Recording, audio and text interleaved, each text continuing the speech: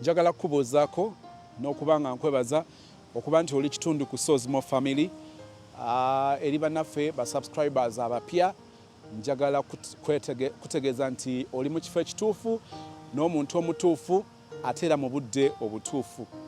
For our returning subscribers otambudde naffe mwaka myezi giijo nawe twagala okwebaza kubanga okkiriza okutambula naffe. Today tugenda kutunuulira excuse oba ebyekwaso 13 naddala baggayi. Ngenda kukikozesa nnyo ku baggayi newankubadde nyinza okukozesa partner oba omwagalwawo byakozesa nga kukiitingako. Baggayi tubikozesa n'abawala abamu babikozesa, naye ate enkya njagala kwogera ku bintu 5 abawala bye bakola okulaga bwe baba nga omuwala aluzinze interest mu ggwe. So if you're a guy and you're watching this show today, don't miss our show tomorrow. Twagala okwogera ku bawala ebintu 5 bye bakola ng'omuwala oyo aluzinze interest mu ggwe. Ojja kubuuza Sozimo ate omulenzi bw'aba aluze interest munze biki? Kaka na mmere ya muwogo agifumbye muganda ojja girya ekulemerewo. Olwaleero twagala okwogera ku excuse 13 enkakafu eziri common abantu oba abaagalana ze batera okukozesa oba okwekwasa nga bakiitinga oba nga bagenda okukiitinga mu relationship. Njala kutandika n'eye 13. Akabonero, excuse ekyekwaso, ekikankwesa ekigambo ekyekwaso. Ekyekwaso ekisooka abaggayi batera okukozesa mu kukiitinga kwe kuba n'ekiwubaalo oba lonely. I'll give an example. Guy wo bw'oba owulira nga yeemulugunya nnyo ekiwubaalo, muli mu long distance relationship, oli Dubai, oli Bungereza, oli Jordan, oli Saudi Arabia, guy wo ali Uganda, naye owulira engeri gy'addiŋŋanamu ekigambo kwebowa, ekigambo kiwubaalo, ekigambo kiwubaalo, ekigambo kiwubaalo. Ebiseera ebisinga abanga akuteekateeka nti just in case ng'okitegedde nti omuntu ono alina engeri gy'abadde ayagalamu omuntu omulala behind your back, bw'ali kyogerako oba ne bwe kirijja mu ddiiro nga kyetaagisa okukyogerako, ojja kujjukira era ajja kukujjukiza nnyo ebiseera biri we yakugambira nti ekiwubaalo kimutta. Kijja kukuluma naye olw'okuba yakuteekateeka ne excuse oba ekyekwasa ekyo kajja kuba akakodyo akamu akalala kayinza okukozesa okukulaga nti mukwano ntegeera, but ekyankozesa ekyo nali bwomu, nali nakiwubaalo, nali neebowa and I could not do anything with it, so I ended up cheating on you. Nsaba onsonyiwe. Sometimes it can be a genuine excuse,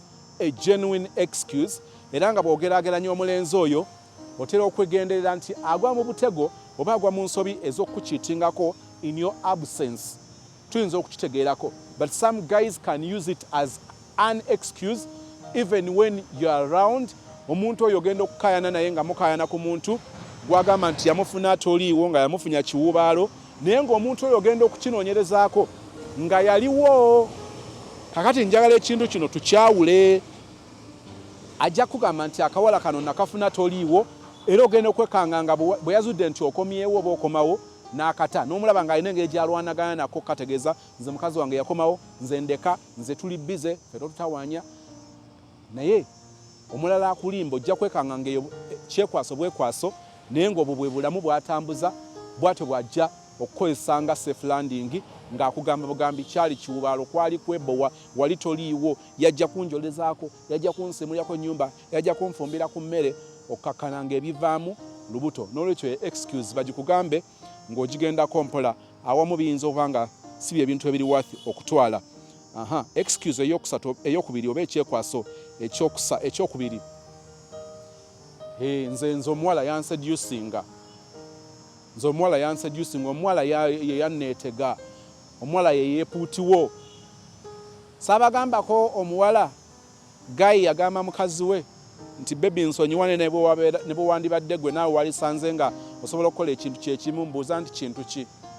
Omuwala yaŋŋambye nti nno agenda kumira ebisumuluzo bwe ŋŋaana okwebaka naye.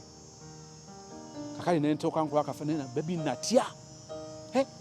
Ne ŋŋamba omuwala agenda mmira ebisumuluzo bannange. Baby poliisi olabo yali egenda okunkwata.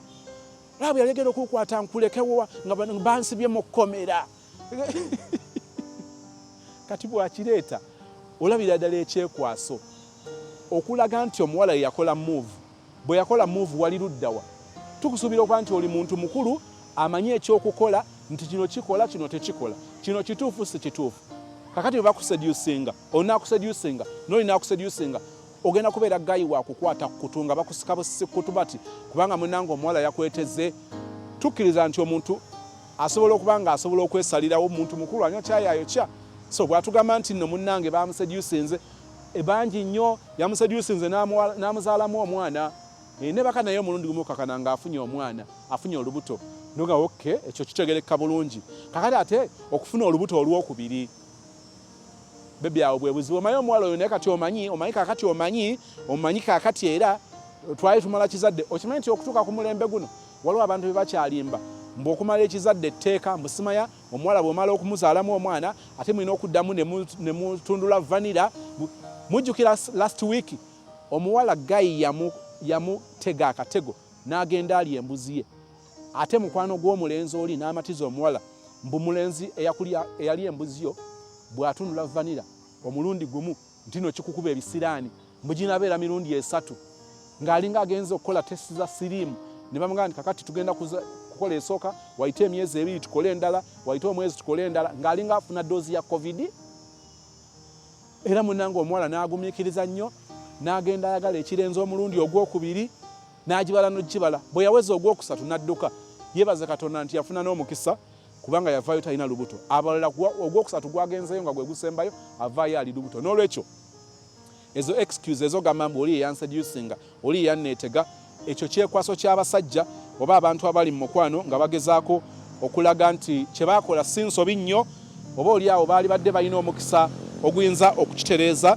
naye munnange baasindiikirizibwa okukakana nga bagudde mu katego ago kaakati excuse oba ekyekwaso ekirala wali olabyeko gayi nga omusanze ne lipstick ku saati oba ku ttaayi oba ne ku mimwa eriyo omuntu gwayinza osanga ng'alina lipstick wano mukama mwebaza ekyo tekintuukangako banna naye sebo gayi neyekwasa bulungi nagamba sweetheart I swear upon the living God I got no idea how it happened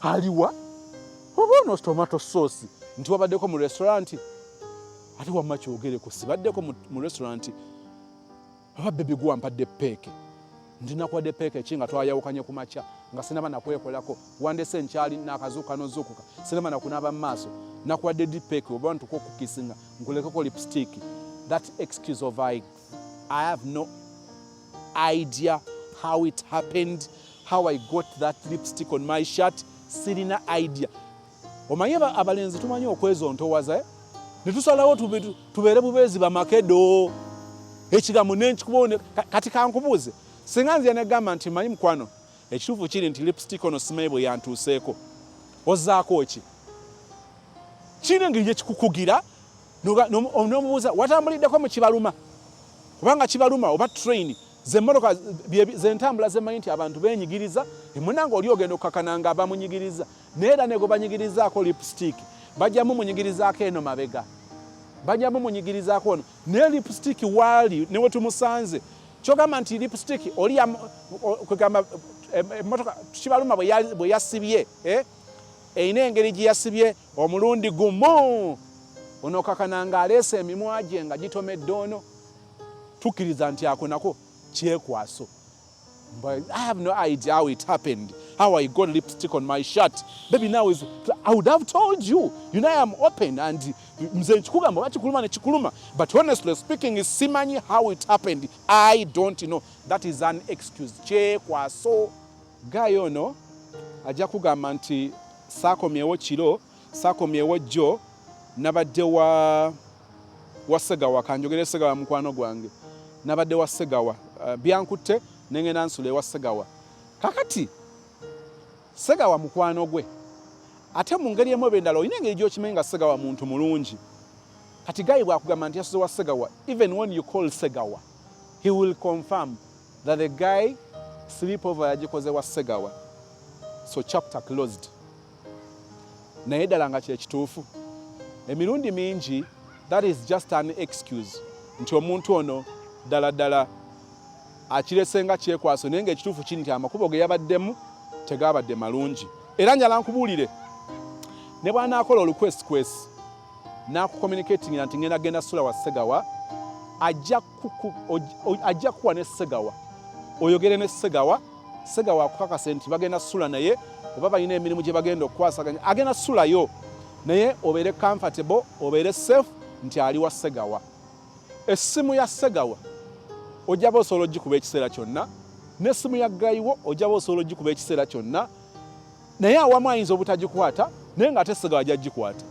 Kati bakucyaŋŋanye awo bakucyaŋŋanye naye ng'ekituufu kiri nti ekyakugambisiza Ssegawa omumanyi ng'omukwano atali mubi nga mukwano gwe gw'oyinza okwesiga naye nga njala kutegeeza nti bw'oba togenderedde bw'obeera nga olemeddeko ayinza n'okuba olumu nga yakoze ensobi n'akugamba bw'agenda sula wa Ssegawa naye ng'ate Ssegawa teyamugambye. Olw'okuba okimanyi nti Ssegawa muntu kwano gwe mulungi omwesiga oyinza obutatekinga step yakumukubira ekyakimanyi temwogera nanyo omuwa ekitiibwa olina n'engeri gy'omutya. Temujjukira love story gye twamaze ku weekend nti sister Guy yamugamba nti agenze kulaba taata we mulwadde ne wayita ebbanga sister n'akuba ewa taata w'omulenzi n'akubira taata w'omulenzi yennyini taata w'omulenzi n'ayiwayo omulenzi nti omulenzi tannaba kujjako wano kundaba ate nga ne bw'aba agenda ewa taata w'omulenzi omulenzi ekiseera kye yalikozesezza okujja ewaka kyabadde beta n'asooka wa taata kubanga gye yabadde ekkubo lyerimu n'abanga gy'asooka naye okusooka otuuka ewaka okyuse engoye oddeyo ate ogenze wa taatawo kyovula omuwala yasigala nga yeewuunya ate era agenda okukubira taata nga taata omulenzi tannaba mumulabako wamma omulenzi n'alyoka agwa mu mbi z'omuwala abamuwulidde mwamuwulidde nga n'omuwala akuba n'eŋŋuumi kale eŋŋuumi n'okunyooka ne zinyooka naye nga kyeyakozesezza excuse eya taata so that excuse of being like ngenda ku spending a night oba na spending a night ewa mukwano gwange that trusted friend ajja kwogera that trusted friend gw'ojja okuba nga okkiririzaamu ntajja kukola manyanga oluusi na mufumbo waliyo ne mukazi we eyo excuse togikkiriza. Emikisa mingi nti omuntu ono akikozesa bukozesa nga escape route naye nga nedda. Excuse ey'omwenda natandikidde ku 13 ey'omwenda kakati oli ajja kugamba nti ekituufu kiri nti ex wange simanyi kyayagala era okukakananga gamba n'omwana ono kange ne musisinkana ndabe kyagamba kiki kyagamba kiki kyatwagaza lwaki annemerako nnyo nteeka omukubira bw'omugamba nti mukubire nga wendi bebi mukubire nga wendi awo njagala kulya bye mwogera agenda kudda mu mandaazi ng'ekyo takiriiko kubanga akimanyi ekyo tekikola akireeseewo nga kyekwaso. Ex we ogenda okulaba boogera nnyo ku ssimu osanzeemu missed calls za ex we 5 kumpi buli wiiki osanga nga atise emirundi 3 oba 4 baayogedde naye akugamba mutamanyi ex we kyamwagaza. Which kind of excuse is that? Sweet nzono wakamenti wange kala nkubira nnyo n'ensimu eno nakyanjagaza alina looza tuba n'ebyamaanyi bye twogera abeera bubeezaawo naye nga ali awo talina kyamaanyi. Eyo excuse manya nti mukwano gwaffe ogudde mu mbi z'omuyaaye ojja kuzuula nti this is just a lame excuse. Omuntu ono akikozesa akyekwasa bwekwasa naye nga akakozesa nga akatego okuba nga akucheatingako. But I don't know what my ex wants. But you know, I'll meet her and we talk about it so that she leaves me alone. She leaves us alone. Atuleke mirembe gyaffe. Mukwano gwange tuba kusuula mu mbi omulenzi oyo aba akucheatingako ng'omuntu oyo amwagala. Tubikola kati nze nkubuusa. Number 8. Njala kujjukiza, we are looking at the 13 common excuses bagayize tukozesa when we cheat. Bwetubanga twacheatinze, bwetubanga tugenda kucheatinga. Wali olabyeko Guy nga gamba simanyi lwaki omuwala nampeereza message. Simanyi lwaki omuwala nampeereza message. Kakati ebiseera bisinga message omala zigwako. Nogwa ku conversation ate oli bwagamba mbu simanyi lwaki ampeereza message gy'obeera tebamuliplyinga. I mean bwaweereza ye taliplyinga. Conversation eri between two people.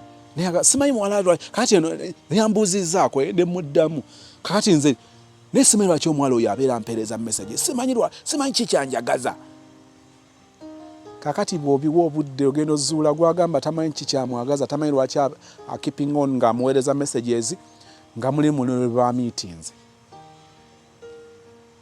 tamanyi lwaki bamuweereza message naye ate bakola appointment azituukiriza kakati eyo nayo excuse tugikozesa wama njagala ogitegeere. Number 7 gayiwanywa ku mwenge naye ebyabaddewo agamba naye olowooza nze mbijjukira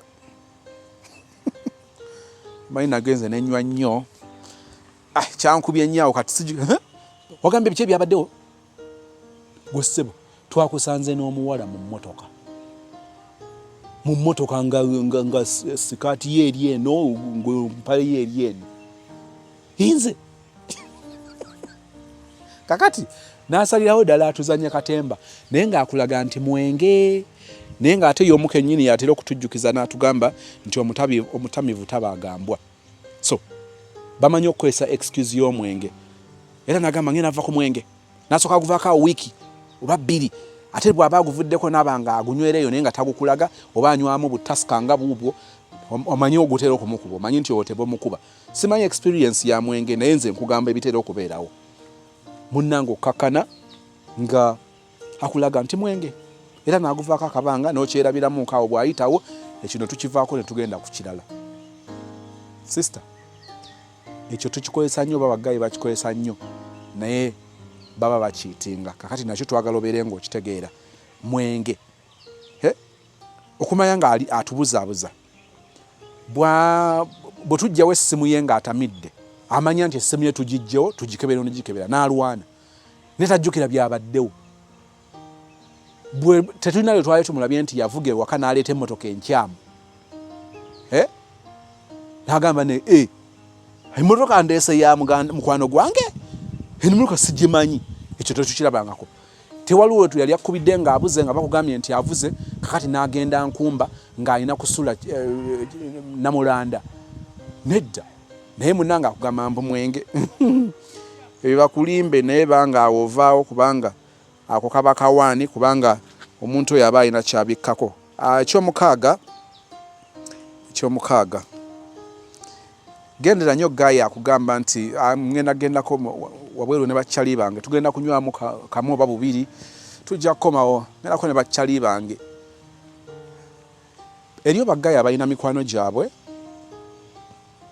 naye nga tebeetaba nnyo mu bikolwa bya kukiitinga actually nga bagayi abo abamu batera okuba nga babayambako mu kwekumaakuma mu ngeri y'okulwaninga relationship marriage okulaba nti ziyimirawo eriyo group nga zigamba nti akakosi kaffe tuli bana ne tuteekeddwa okukakasa nti bakyala baffe tubakuuma babeere bakyala baffe paka boogera ku bintu ebyokwekulaakulanya naye bano benjogerako kinywe bantu bakunywa kambabuulire okunywa n'okutamira biri kirozi n'okukwana kati bagamba nti tuli eno ne bakyali bange tunywamu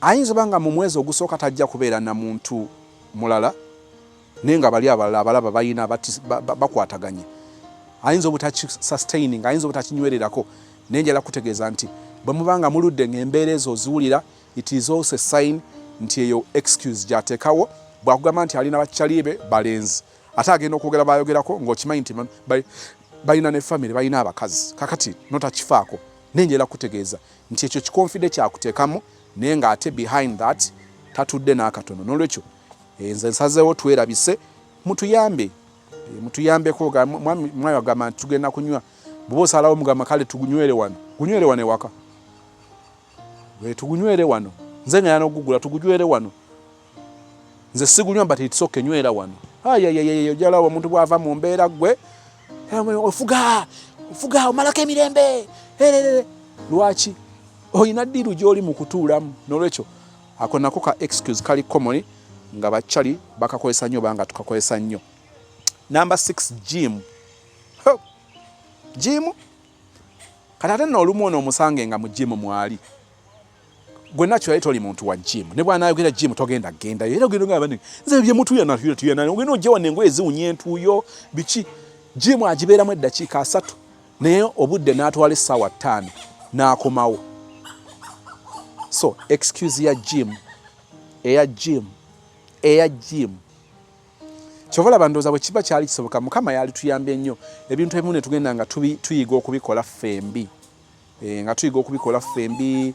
Gym ogendamu ne boyfriend wo, ogendamu ne girlfriend wo, ogendamu ne mukazi wo, naye abamu ojasanga few ng'agenda na mikwano gye ng'alina mikwano gwe alina mikwano gye bagenda mu gym bulungi naye ojja kugenda obizuula nga olumu nga byali birala. N'olwekyo gym excuse eyo eri very very common, muyambeko. Number 4, emirimu gya yafeesi. Kati omanyi bwe baba basawo nina operation nina omulwadde emergency bannanga emergency. Kakati okimanyi bulungi nti gayiwo bw'abeera mu theatre takwata ssimu.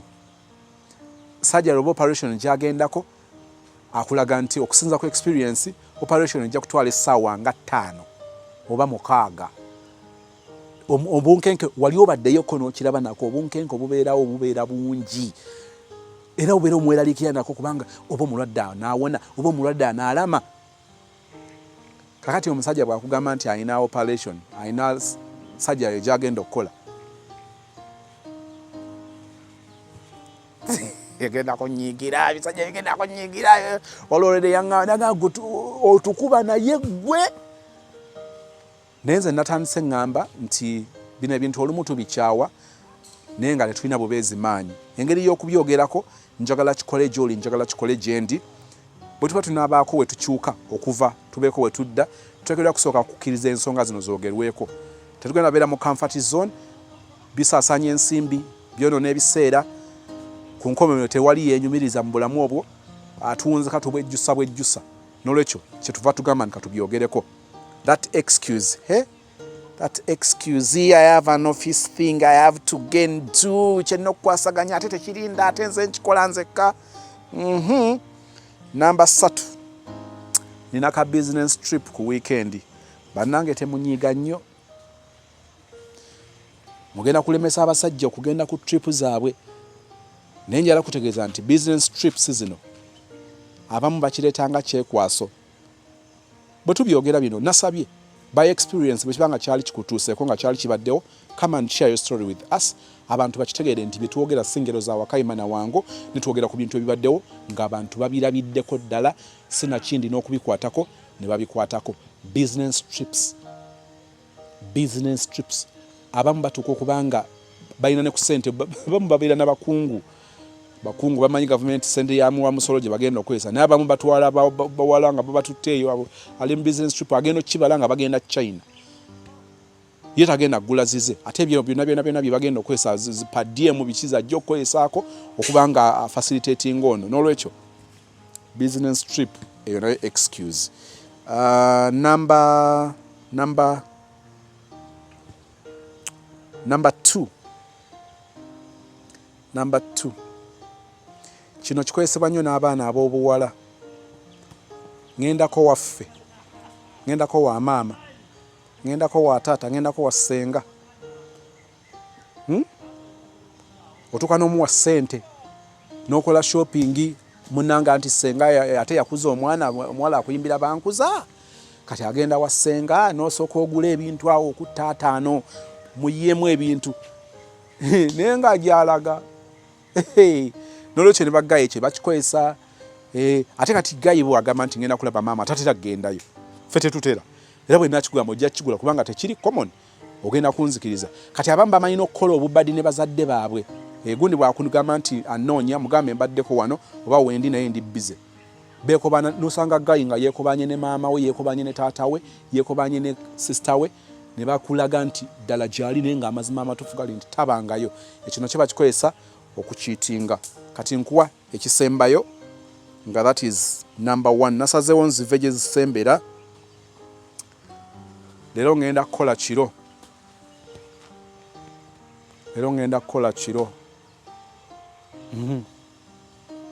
Omuntu akugamba agenda kukola kiro bw'otwala n'owubayo olubu lw'ekigere ogenda okuzuula nga taliiyo.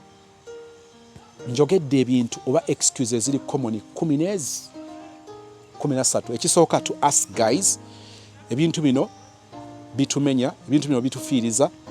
Bwe mbyogera tonyiiga, ekituufu njogedde ku bintu bye tukola, njogedde ku bunafu bwaffe nga bwetaaga okukwatibwako. Me and you, we need to do something about this. Then to our dear sisters, kakati bino bye bimu kw'osinzira. Tosobola kuyamba muntu mu buzibu nga tomanyi buzibu bwe. Kakati obuzibu ono ajja genda ayogere ku bino, ekivaamu ogenda okulyanga oluusi ne yabalinako Mukamusajja beekubye bwekubi obeekanga bwekanzi ku TV nga baleppoka, naye ng'oluusi kyali kiyinza okwewalika kubanga otegedde nti wano yabadde alimba ate yeetaaga okuyamba. Ebigambo bino kyenvudde njala mbireeta. Kakati nga tubimaliriza njala tusisinkane sister okubeera mu relationship ne guy amulaze nti asobola okukola amaka abiri, ayagala mufuula second wife naye nga tasobola kukitambuzaako yadde kwota. Njagala story eno ebeera ekyokulabirako eri abaana ab'obuwala. Guy akutuukirira n'abeera mwerufu n'agamba nina omukazi nina abaana kati njala obeera second wife, nja kusobola okukikwasaganya, ne mutambulayo emyezi 2 ne mutambulayo ennaku 2. Ekituufu kiri nti nga tasobola kukikwasaganya. Njagala story ya leero ekubeerera ekyokuyiga. Ajja kulimba, nsobola okukikwasaganya, nja kulaba weekendi, oli nja mulabanga mu weekdays, nja kulabanga lunaku lumu, oli mulaba olunaku oluddako, ne mutuuka ng'akola biri opposite. Njagala story eno ekubeerere ekyokuyiga, oyingire mu kyoyingira ng'omanyi obuzito bwakyo, ng'omanyi ebisoboka n'ebitasoboka.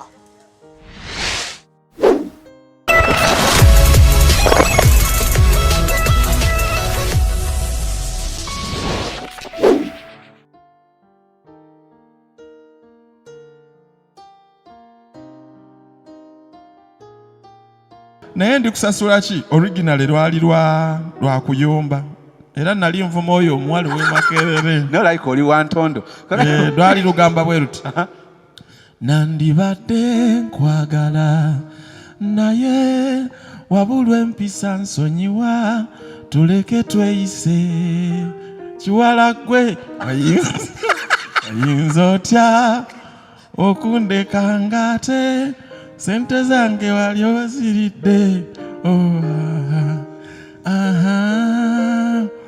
Olina n'abasajja nkumu ndeka mpowa nakuleka genda nabo onkoye bambi olimanya ddi nti wantama tatata naye nesonyiwa bambi genda bwe bityo. Naye byali bya busungu. Oluyimba olwo naluyimbamu kuloncawe ya Rihanna.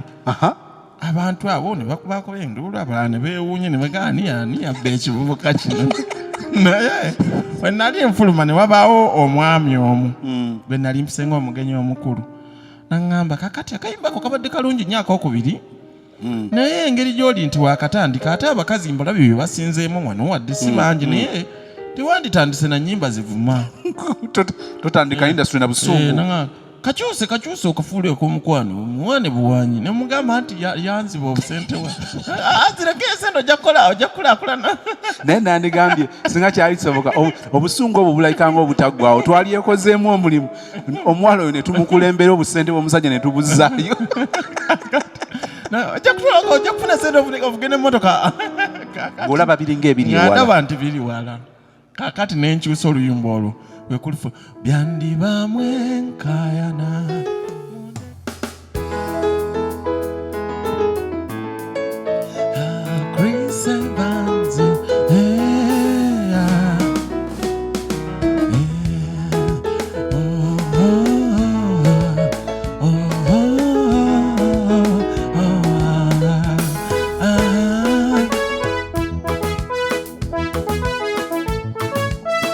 Yoyo Dennis Ajoze Ulimba alukubidde prep.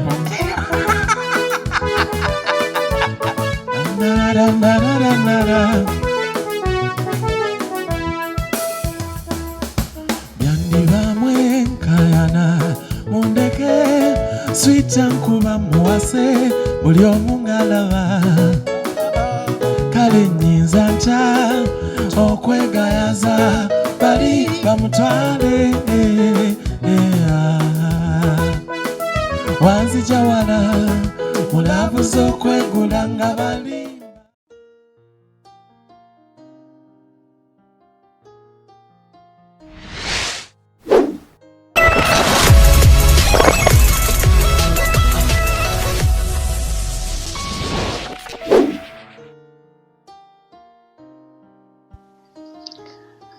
Mr. Sozi webale kuweereza wasuze oti eyo. Kansuubire nti muli bulungi nange gye ndi bulungi. Kakati nze Angela nsinzidde wano e Saudi Arabia. Mr. Sozi, nali e Uganda nga nina omwami eyanzalamu omwana. Naye twabeerangawo ne tubeerawo n'omwami ng'ayina amaka amalala. Mr. Sozi bwe twali tutandika yandaga nti ajja kusobola okugakwasaganya ag'eno n'ag'eri. Era nze ne mba nga sirina kintu kyonna kimmukaka nti oba kkola oba ki. Ne tubeerawo ng'olumu mubeerawo awo oba otegese kino nga gamba ewaka bantumye sukaali kaŋŋende wikizoke ne nkireka. Mr. Sozi ne mbeerawo ne tuzaala omwana. Twazaala omwana ne tubeerawo. Naye Mr. Sozi ng'obutakulimba ng'okumuwa n'omuzaala okumutwala ewaabwe lwali lutalo. Mbu omukyala we naye nga mu kusooka yali takindaga nti omukyala amutya biki. N'aŋŋamba mbu omukyala anaamanya atya biki kijja kulabika bubi mpapa tulindeko. Ne mugamba omwana akula, omwana mutwaleko ewammwe bamumanye bamuwe erinnya. N'addaawo n'akaayana naye kitabo yagira ne yeerowooza ne tugenda ewaabwe. Naye yali tayagala ŋŋendereko mbu muwe omwana amutwale. Neŋŋaana ne tugenda ffenna. Omwana ne tugendayo emikolo ne giggwa kuba waliwo baganda be babiri. Ne tumala ne tukomawo ewaka. Naye nga Mr. Sozi mu butakulimba omusajja mmaze naye emyaka 4 naye nga sisobola kugamba nti yali asuzeeko ewaka. Mr. Sozi bwe natuukanga ne tutuulaawo ne tubanga ababyogerako nga mugamba naye eno maka go oyina abakyala babiri oba ninga kyakukozesaako. Mu butuufu kiki ekigenda mu maaso? Yanziramu n'aŋŋamba papa ebintu biweemu obudde.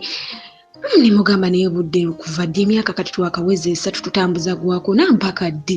Bw'otasula ng'okyala bukyazi misana n'oyambuka n'ogenda bw'omala okufuna by'oyagala ng'otema ogenda. Kitegeeza ki?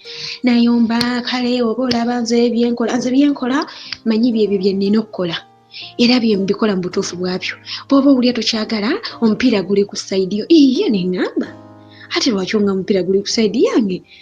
Kitegeeza nze netandika omulaba nga mu butuufu ndabanga sikyalinawo yadde value mu bulamu bwe. Naye nga bwe twogera ku ekyo ekintu ayomba nnyo n'agenda olwo n'amala wiiki nga takunyizibwa kuyamba n'agamba wasuze otya kimala. Bwatuuka nga tandika ogamba naye nze sijja kusobola byakusula, saamanyira byakusula bweru, ogwo omuze sigenda gukola kuba saagumanyira. Ne ŋŋamba no wano awo omuntu aba akugamba direct wadde gw'obeera okyalaga nti oyagala naye omuntu aba agamba direct. Mr. Sozi nga njija ng'ewaabwe emikolo gibeerayo agamba tulina pate enkya. Pate weeri tulina pate nga 15. Fine. Taddamu kunyega mpaka ku pate kwennyini. Akera kumakyana kule n'agamba leero nno ŋŋenda ku mukolo nga bwe nali gambye. Taddamu mpaka pate yaabwe lweggwa ne wayita akabanga n'alyoka agamba twavaayo nno ku pate. Nkigumira saamunyeganga. Naye nga nze mbeerawo mwattu ne mwekumira ne mbeerawo. Ne bwe nasirika ne ŋŋamba lwaki sigenda ku kyeyo. Ngenda kwesiba ku musajja. Nga nze gw'olaba nnona ne ku mulimu. Olwo lwazze ng'ayagala kutundula vanira gw'oyogerako. Ayagala nnone ku mulimu wali wabanzija tugenda atundula vanira. Naye ng'olumala bwe papa wayita eddakiika 5 nti banaye kanneeyune ekkubo nti okuvuga ekiro n'adduka n'agenda. Mr. Sozi nga mpanga nzija ku kyeyo byonna yali abimanyi era yanteekamu akasente ng'omulaba kwegamba agamba genda mpone. Sakitwalanga nsonga nga nzija. Bwe najja ku kyeyo kubiri byonna bye yaŋŋambanga yali takyabijjukira biki. Najja ku kyeyo tutuuka twogera ye yatandika mbu ng'okyuse biki ndaba kato kyampa budde ne mugamba munnaye Uganda mbadde nga busy obulungi ennyo era mbadde nga free ngera obudde mbukwa naye eno essimu munnaye obeera tugenda gikozesa throughout bakama abo nga bwe mbadde njikoza tokisuubira nti wekigenda okusigala nga kibeera n'ayomba era olabika ofunye abasajja ne mugamba naye si bwe kiri ne tubeerawo kati n'ensirika bwe nayogerako ne mukwano gwange omu yali antegeera nnyo n'aŋŋamba naye okyali ku kyera mukyasika omugwano omusajja omufumbo kiki ennyo bw'amuzaalamu omwana n'olowooza nti ogenda mmufiirako oli ebintu byakulaga bikulaga bufumbo ne omunyumya wano emisana ku kyeyo bwe werasa wemu ng'agamba sula bulungi tunaddamu enja kitegeeza agenze mu maka ge lwaki omusajja tomwesala akole mpolampola nga tomulaze n'okita Mr. Sozi ng'omusajja tusigala nga tunyumya naye ng'era mulaala egenze efa nga bw'obimanyi nga wembijjukira ate ne ndaba nga abuyaana birala sibitegeera. Mr. Sozi mu ebiro ebyo waaliwo omuvubuka amumanyi nga naakamala ku kyeyo emyezi nga 3 omuvubuka oyo jjukira yalinga mmanyi nti ndi mukooli ng'era tubeera ki ffenna ng'akimanyi. Omuvubuka oyo yayagalanga nnyo nga omanyi nti oli ayagala okukukwana naye ng'oliko omuntu atya. Omuvubuka twabeeranga ba mikwano naye nga ye alaga nti yalinanga ekirowoozo ekirala munaye bwe yajja kabokisi nga bw'obimanyi Mr. Sozi nga mpitira nga twagalana na muvubuka tubadde mu video call yaŋŋamba tezikola ali Dubai nga ŋŋamba video call tezikola ki mbwengeri gye yasenguka gye yali simanya kati we yadda bw'akuba video call WhatsApp simanya wifi ebuukako mbwe yeetaaga kuba na VPN ne mugamba VPN tosobola gifuna ne ndaba nga sijja kikaayaniamu ne nkireka. Mr. Sozi ne tubeerawo n'omuvubuka ne tubeera mu tufu ng'akulaga akulengeza bya maaso ng'emboozi z'owulira zizimba. Mr. Sozi nga twogera nga mubuuzo mukyala wo gwazaalamu omwana aliwa nti twayawukana twakita mwakita nga tubeerawo mpola. Mr. Sozi omuvubuka nga gy'afuna obuzibu ku mirimu eyo gye bakolera ne mu butakulimba bwe yakeeranga okugenda okukola Mr. Sozi nga ngolokoka nga message zisimbye layini ziri zennyini ezaalagirwa empitirivu obulungi ezizzaamu n'essuubi ng'asindika message nga 15 n'alyoka agenda ku mulimu. Kati olwagiranga ŋŋamba nti naye omanyi ku mulimu eno jjukira wifi ngikozesa ku mulimu tewali ki wifi ate kati data biki mbu data ayinza okuba owa bbeeyi biki nga mugamba it's okay since nti nange emisana mbeera busy tunaanyumyanga ng'okoze eki ng'okomyewo wali wifi nangamba naye tokitwala bubi tujja kubanga for emyezi egimu tujja kubanga tunyumyako emisana egimu nga tunyumiza ku wifi ekawungezi konze tekirina buzibu nga tutegeeragana. Mr. Sozi nga tubeerawo omukwano nga bweguli gwennyini gw'olabira ddala nga mutuufu y'omu yeegomba okubeeramu nagwo. Mr. Sozi omuvubuka nga gy'afuna obuzibu ku mulimu gy'akolera yafuna accident ng'ekintu kimukuba eriiso nga balitwala balirongoosa. Mr. Sozi omuvubuka we yafuna obuzibu kwolwo twali tetukyanyumya misana ye ng'era tunyumya evening ng'akomyewo era olwansindikira nali ndi online ngenda okulaba ebifaananyi neŋŋamba yi ali ku mulimu leero ambuuzizaako emisana ngangu ndaba ebifaananyi bikula nga ndaba omusaayi muyitirivu kwegamba ng'ali mu mbeera etasoboka. Mr. Sozi nawummuza bye naliko ku lw'omukwano nenkubira omuvu ne mugamba ki ekibaddewo ne ndikodinga audio n'aŋŋamba sisobola kwogera naye ndi mu ddwaliro embeera mbi n'atandika okukozesa typing. Mr. Sozi olwagira nga nkubira video call ku imo ng'ali mu ddwaliro nga tasobola kwogera naye wakiri ndaba abasawo biki nti mulwadde ali mu ddwaliro nembeerawo Mr. Sozi nembeera nga siteredde nga wobimanyi obeera ku stress y'ekiyumba naye ate ng'oli ku stress ey'omuvubuka weeraliikirira nemba nga muwa obudde bannaye nga mubuuza kiki mbeera ki mpaka lwe baamusiibula. Mr. Sozi nga bamusiibula bamugamba dde ewaka kampani ye yalina omuwummuzaamu ng'awummula abeera eyo mu oba baziyita gye babeera eyo oba bu hostels oba babuyita accommodation ng'abeerayo. Mr. Sozi nga banne bagenda nga bakola nga ye abeeramu yekka tusiiba ku call audio nga ne bwemba asindise message nendwawo giddamu ng'atandika mukwano nkyayo olw'embeera gye ndimu biki ne mugamba nedda just nyigiriza olaba akadde akatono ke nninawo eno embeera gye ndi muwalabu akuvuga speed tayagala kumanya naye nyigiriza nensalangawo Mr. Sozi nteekengamu audio bu earphones nkole emirimu gyange nga wakiri njogera n'omuvubuka mpaka kawungeezi banne lwe badda awo ne mugamba kasita bali bazzegira okyalina abo mmalirize Mr. Sozi ne kibeerawo emyezi nga gumu n'ekitundu.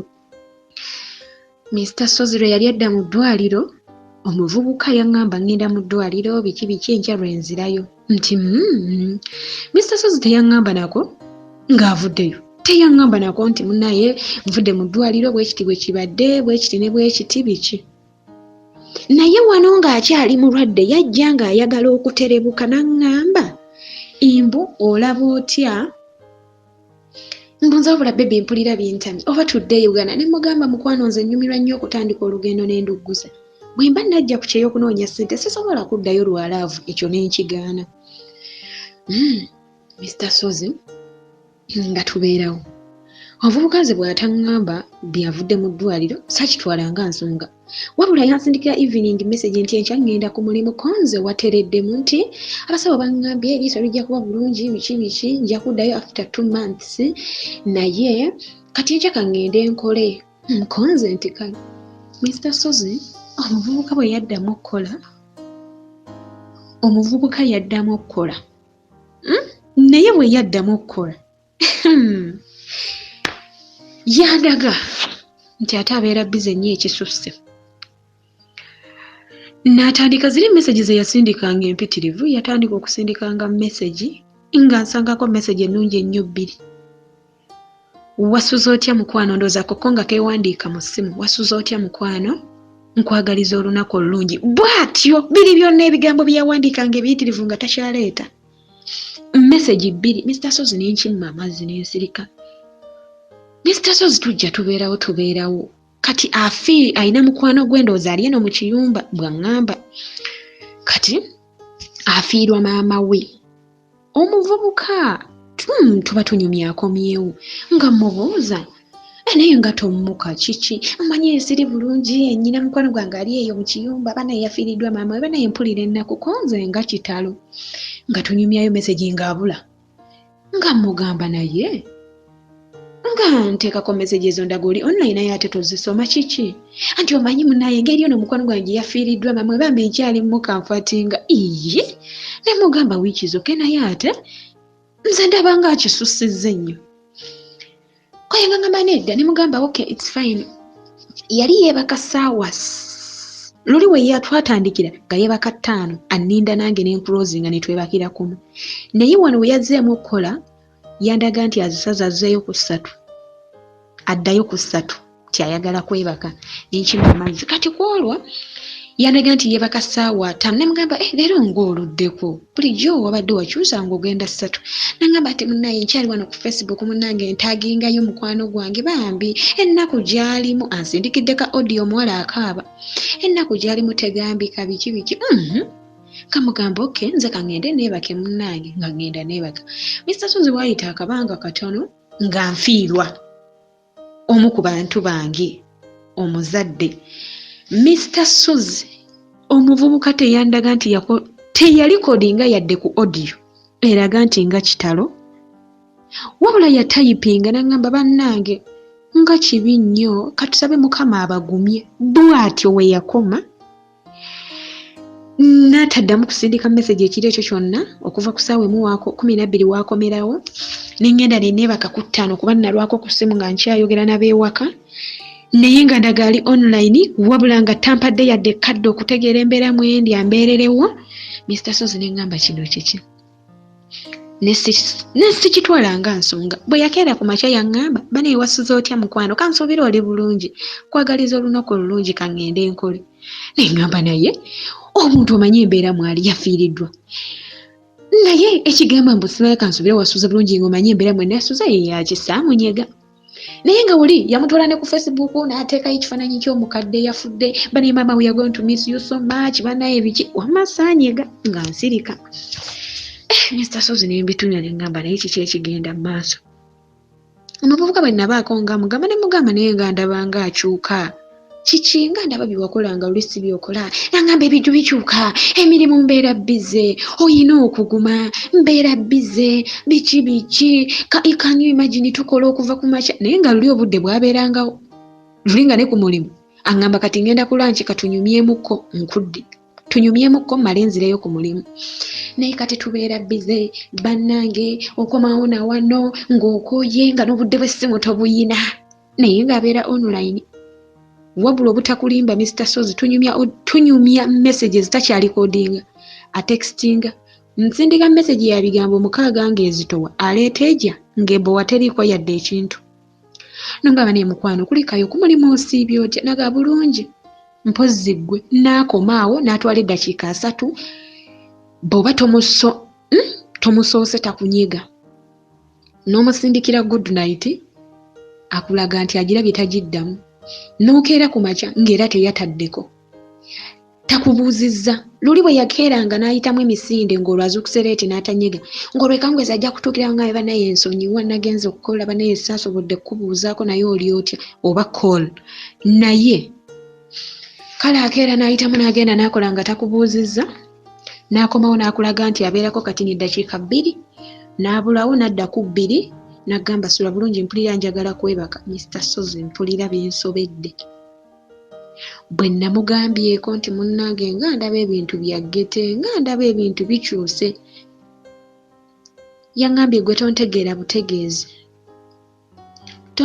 butegeezi ky'oba omanya nti nkola nnyo nze tompita gwe abeeraawo n'okolayo katono n'otuula ne ŋŋamba ye bino bye bigenda mu maaso kweri olwageze n'agamba naye naawe onyumirwa nnyo okuyomba ne mugamba okose kuyomba njogerako bwogezi ne mugamba naye kirabika nze neetisse ekkiro ezisinga mu mukwano guno kirabika nze nsinga okwagala kansobole okwekakkanyaamukko kuba ndabika ku bintu ebibiri ngenda kufiirwa omulimu kwe kyava ngamba sikuyinaako buzibu munnaye oli wa ddembe okusalamukko naye sirina kyakkola bw'atyo kati tumaze ennaku nga 2 tetuwuliziganye naye nga luli teyavanga ku ssimu nga n'essimu ne wemba nga ndi online nga sinnamuddamu ambuuza what's going on ki ekigenda mu maka muno kati Mr. Sozi mu butuufu nkole ntya kuba mpuliranga naatera kugwa ddalu lwa laavu nsaba ku magezi go nkole ntya kuba binsobedde siriyasiri omuvubuka ndabanga neetaddemu kiri nti ajja kukyusa gye tweyongera nze nnyinza okweteekamu kiri nti ajja kukyusa kumbe ye yakyusa dde ennamba ali birala nga nze nkyali ku kino ati the end ate nkaabe maziga ga bwerere so bwe nkimanyanga bukyali mba nnyinza okwekuŋŋaanya nga bwe wagamba obwange ne mbukuŋŋaanya ne mbuzza ebukunja kuba ndagira ddala nti kati takyeguya tayagala kumanya message aziddamu abalaata nsaba ku magezi mukulu sister tumuwulidde bulungi naye ekisooka relationship yasooka ne wagenda okuviira e Uganda ogenda ebweru wali olabye nga chances zaayo ez'okusurvivinga ntono era like you've lived to see it yourself n'okikwatako challenge ey'okubiri wagwa mu mukwano ogwa gaayo n'omulala eri abawala nga bagwa mu mukwano oba gukwatikako oba tegukwatikako oba bituufu oba si bituufu ne n'agenda agwa mu mukwano bannange kakati waggwayo mu laavu n'otekayo amagulu gombi kati amazzi ne gaba n'amawanvu ag'omukwano kakati galinga agakusika tokyalina maanyi gajjayo kujjako nga muntu mulala yaze n'akusika ndooza kyekyakuleese ne wano tubeke ng'egyo tukuyambako naye gaayo ono tali waathi n'abalala bagenda kukuyamba okubuulira our friends my dear follower njagala tuyambe sister ono nga tu-evaluatinga relationship ne gaayo ono owokubiri gaayo ono yali amanyi ku relationship y'enkadde gaayo ono naye ali ku kyeyo kuno kwe bayita okwetambulizaako ekyeyo kati yali bowadi mu kabanga ako n'akuyingizaawo n'ogwa mu kintu naye nga nedda njagala kutegeeza nti relationship eno okukumenya ekumenya naye wakigwamu n'ebirowoozo so emotionally wagwa mu mukwano ekikyakuyamye nti physically obadde tonna bagugwamu naye tegugenda kukola makulu n'akatono. Nsaba abala tutandikire wano bw'onooba olina ekirala ky'oyagala tukituukeko tukikwasaganye ojja kujja tukyogereko naye wano tewaliwo future n'omulundi n'ogu kyobula nti era atandise okwebulankanya takuwa audience takuwa birowoozo takuwa budde lwaki akakabanga ke mwatambulamu ennaku 2-3 mwezi it's enough for him n'olwekyo ofunye omukisa nti bikutuuseko nga tonaba kuyiwawo omubiri tonaba kwekomitinga nnyo ku bigenda okuluma oteekemu ssente zo serabawo nnyo mulamwa n'akatono naye katutandikire wano tubeeko bye tukkiriza nti byatuukawo then to accepting to move on ekyo kive mu ddiiro. Katonda waffe omulungi ebigambo bino tubiwulidde tusaba obinyweze tutunulidde ku bintu ebyenjawulo ensobi ze tuyitamu ebintu bye tukola kola ekisinga okubeera ekirungi mu bulamu bwaffe otukyuse otutereeze otufuula abantu abaagalika ababeereka nabo ekisa kyo kakitumalira kitubeerere ne bulijjo tusabe n'okwebaza okuyita mu Kristo Yesu mukama waffe and we all say amen. Naye ndi kusasula ki original lwali lwa kuyomba era nali nvuma oyo omuwala w'Emakerere like oli wa Ntondo lwali lugamba bwe luti nandibadde nkwagala naye wabulwa empisa nsonyiwa tuleke tweyise kiwala gwe ayinza otya okundeka ngate sente zange wali oziridde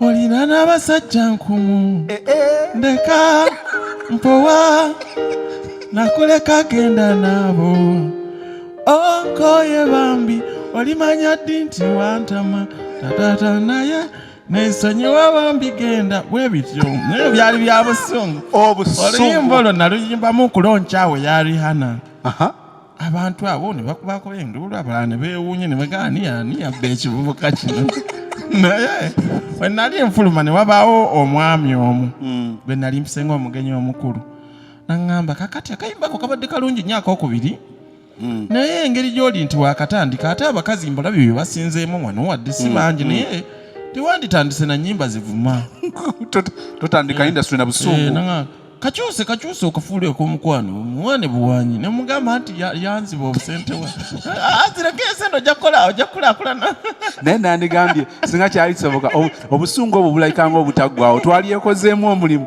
omuwala oyo ne tumukulembera obusente bw'omusajja ne tubuzzaayo ojja kufuna sente ovugenda emmotoka ng'olaba biringa ebiri ewala ng'adaba nti biri wala kakati nenkyusa oluyimba olwo wekulifu byandibamwe nkayana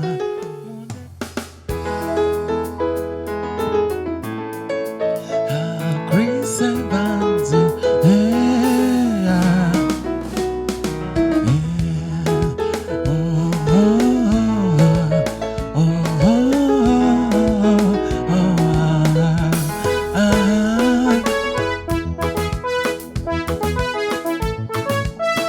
yoyo Dennis Jose ulimba yalikubidde prep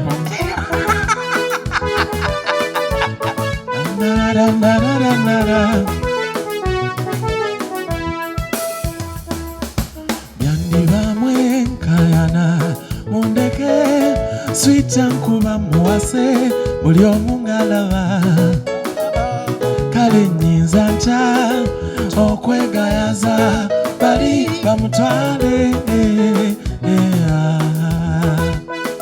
wanzija wala mulabuza okwegula nga bali